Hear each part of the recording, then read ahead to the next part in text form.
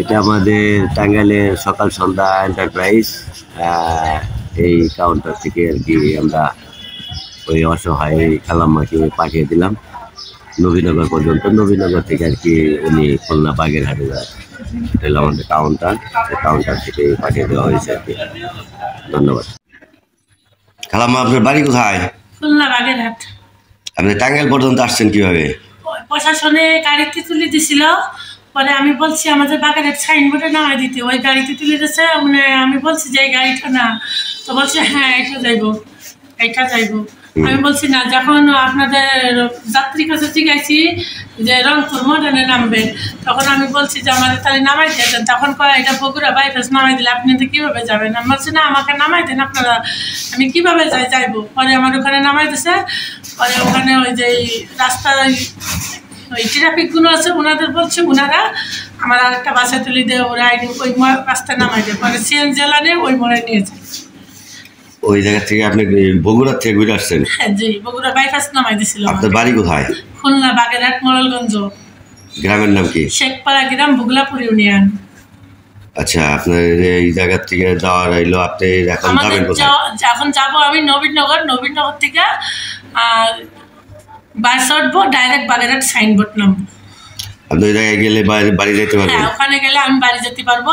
সোহাগ গাড়ি যায়, মামুন যায়, দিগন্ত যায়, কমফোর্ট লাইন যায়। এই যে আমাদের এলো সকাল সন্ধ্যা কাউন্টারের থেকে আপনাকে যে এই সকাল সন্ধ্যা এই যে ম্যানেজার সাহেব আছে এই জায়গায়, ম্যানেজার সাহেব আমাদের সকাল সন্ধ্যার গাড়ির মালিক পক্ষ থেকে এনাকে পলাশ ভাই আর কি ফোন দিয়েছিল।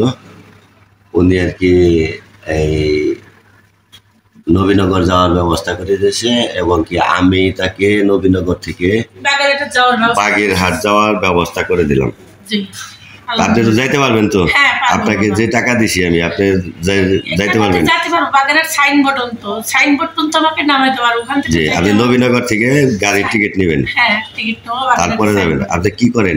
আমি নিটেক্সেল মেন্ডিং এর অপারেটর, গার্মেন্টসে চাকরি করেন। আপনাকে গাড়িওয়ালারা ভুল করে নিয়ে গেছিল? জি, ওরা ভুল করে নিয়ে গেছে, প্রশাসনে ভুলভাবে উঠাইছে। মানে ওরা বুঝতে পারেনি, প্রশাসনের এখানে দোষ নেই, মানে ওরা গাড়ির সাইনবোর্ডটা আর কি দেখছিল না। পরে আমি মানে ঘুমাইছি কিছু, পরে আমি দেখি যে এটা গাড়ি রংপুরে পড়া গেছে। এর জন্য আপনার ছেলে মেয়ে আছে? আচ্ছা, এক ছেলে এক মেয়ে, বিবাহিত, ছেলে মাদ্রাসায় পড়ে। ছেলে মাদ্রাসায় পড়ে? জি, ওর বাবা 11 বছর মারা গেছে। আপনার বাড়ির কোনো ফোন নাম্বার আছে যোগাযোগ করার মতো? আমি মাথায় ঘা খাওয়ার পরে আমাকে মনে নাই বলতে কি, আমি এখনো মনে করতে পারতেছি না। আমার দাঁত ভাঙা, এই যে হাত, এই যে পাঁচ সমস্যা, কাপড় চোপড় ভর্তি যেহেতু আর কি মানুষই আমাকে দিচ্ছে, দেওয়ার পরে আমি শরীর রেখে চলে আসি। আপনি কি অ্যাক্সিডেন্ট হয়েছিলেন? আমি অ্যাক্সিডেন্ট হয় না, আমার কাছে যে ব্যাংকের চেকটা ছিল ওইটা নেওয়ার জন্যই মানুষ আক্রমণ করছিল আমার উপরে। কোথায়? ওই নারায়ণগঞ্জের থেকে বেরিয়ে, মানে মেন রাস্তা পার হচ্ছিল। নারায়ণগঞ্জের থেকে? হ্যাঁ। আপনার সব কিছু নিয়ে গেছে? জি, নেছে, সবকিছু নেছে। কানে ছিল, গলায় ছিল, এগুলো সবকিছু নিয়ে গেছে? হ্যাঁ, আমার স্বামী ওই গার্মেন্টসের কন্ট্রাক্টর ছিল। আচ্ছা, ব্রেন স্ট্রোক করে মারা যায়নি। এখন আপনি এখন চিকিৎসা করছেন কোথায়? এখন চিকিৎসা করছি নারায়ণগঞ্জ ফতুল্লা থানার সামনে মেডিকেল, ওইখানে চিকিৎসা করছেন? জি।